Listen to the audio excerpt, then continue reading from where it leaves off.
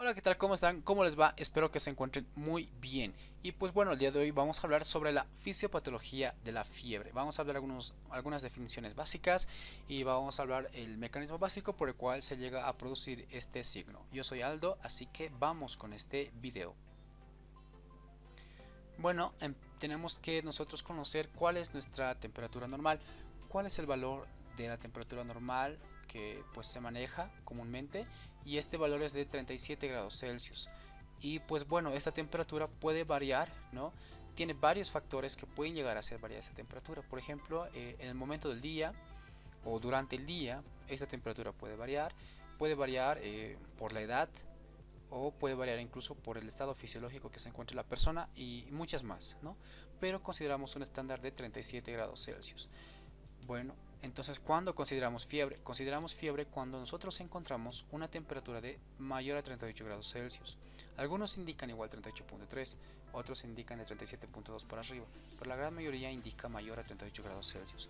Y aquella temperatura que se encuentra entre 37 y 38, nosotros lo conocemos como febrícula, ¿no?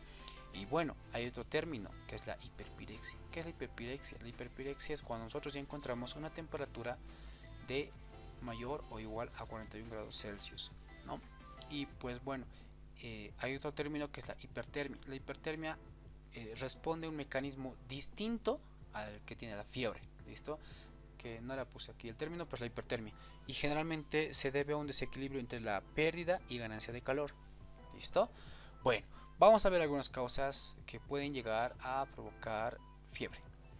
Bueno, entre estas tenemos acá cuatro ejemplos que son las infecciones, que puede ser algún tipo de trauma, puede ser una enfermedad autoinmune o puede ser algún tumor.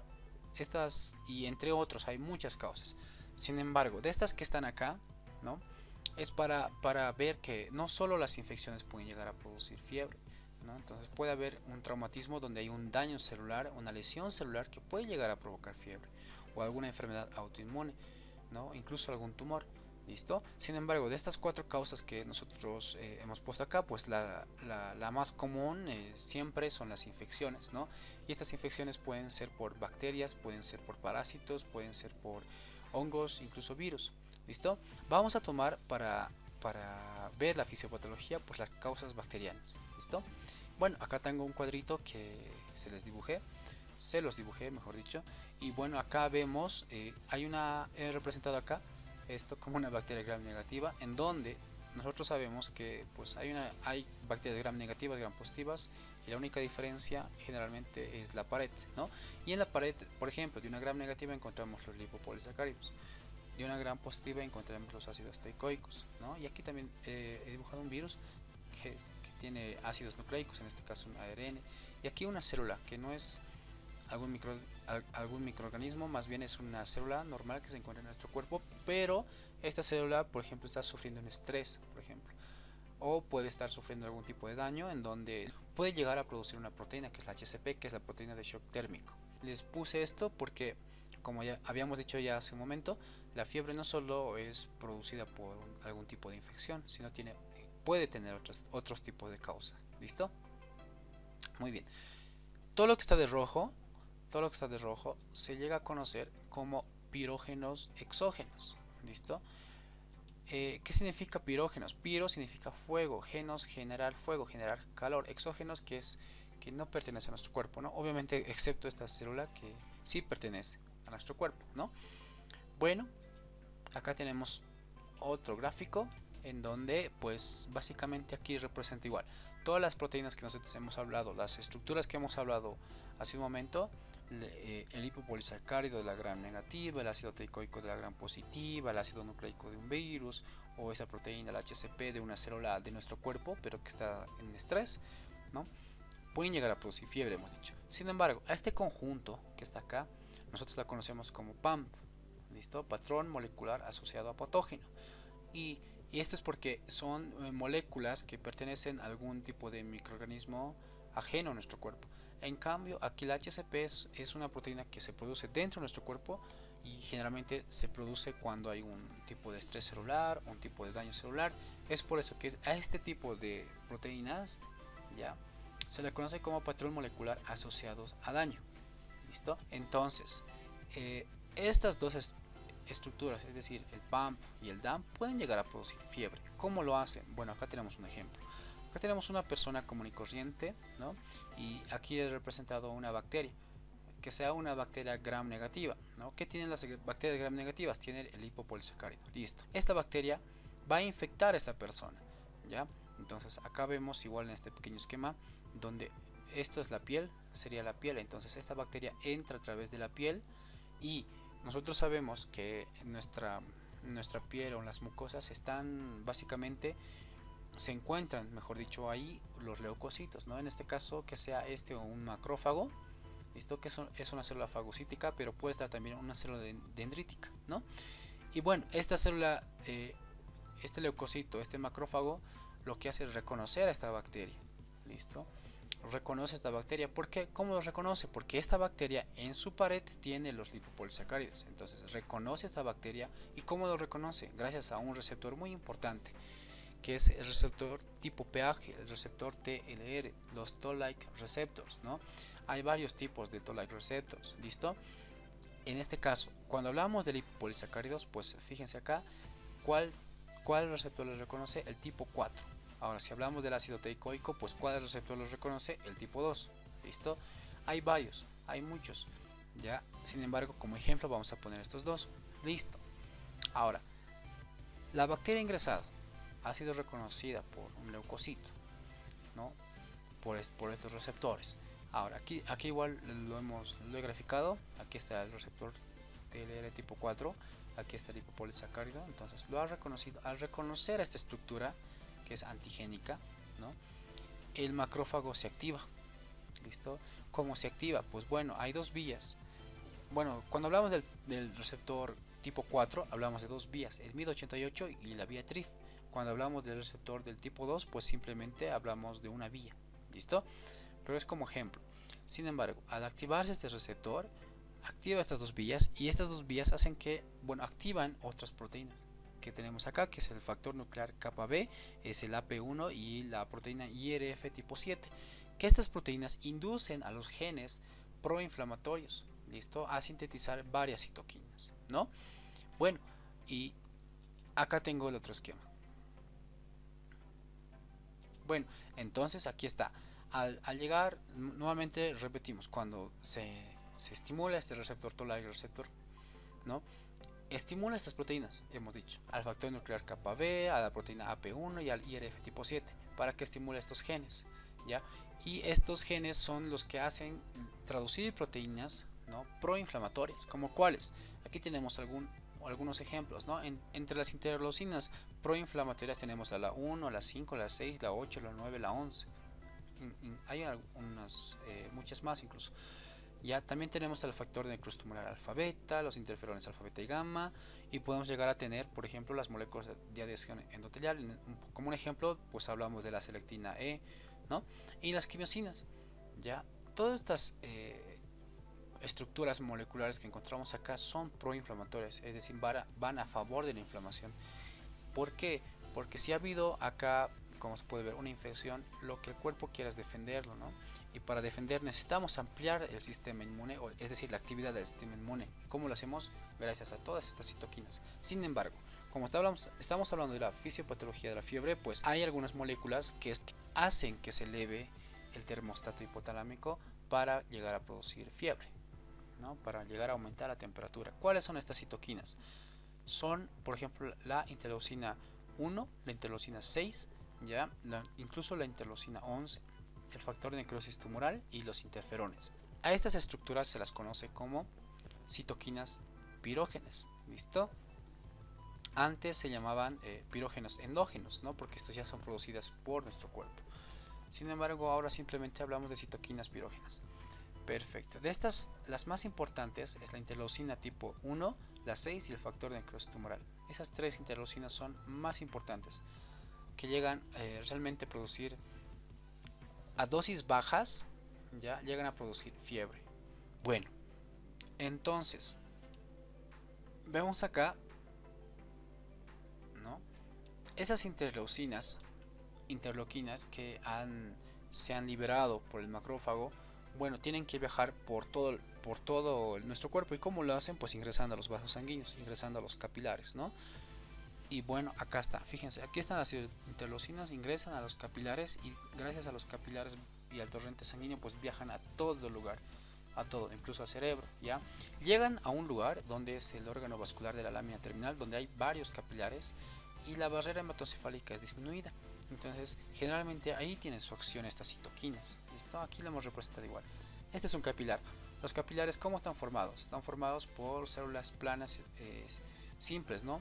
Que se denominan las células endoteliales. Entonces aquí tenemos una célula endotelial, otra y otra y otra y otra. Y estas de azulcito son las citoquinas pirógenas, ¿no? Y bueno, hablando de esto, pues aquí también ya representa una célula glial, ¿no? Una célula glial y la neurona que pues va a producir el cambio de temperatura. ¿Listo? Esto la representamos de esta forma también.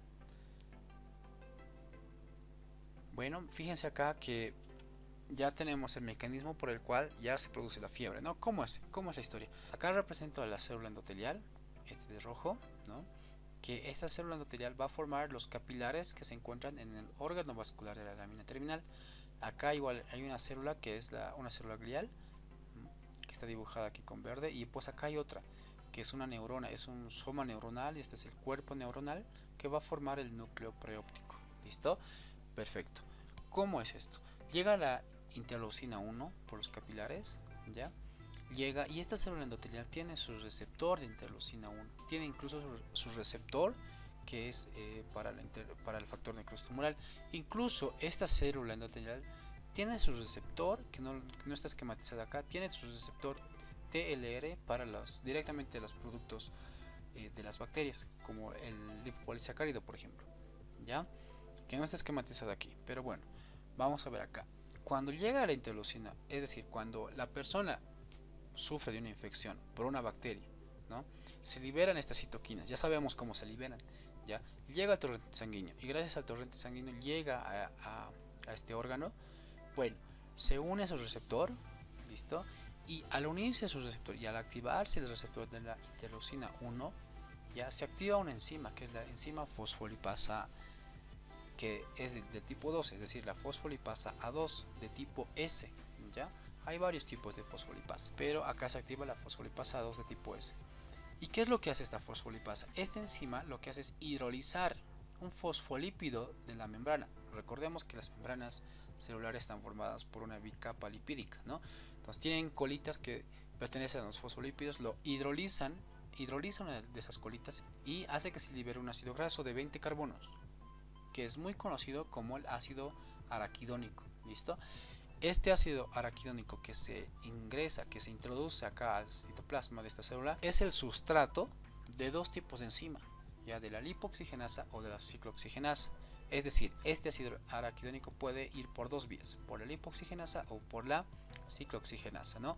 Estas enzimas lo que hacen es donar oxígenos a este ácido graso, al ácido araquidónico, ¿ya? Y llegan a producir varios productos, ¿no? En este caso nos interesa saber que se produce la prostaglandina E2, ¿ya?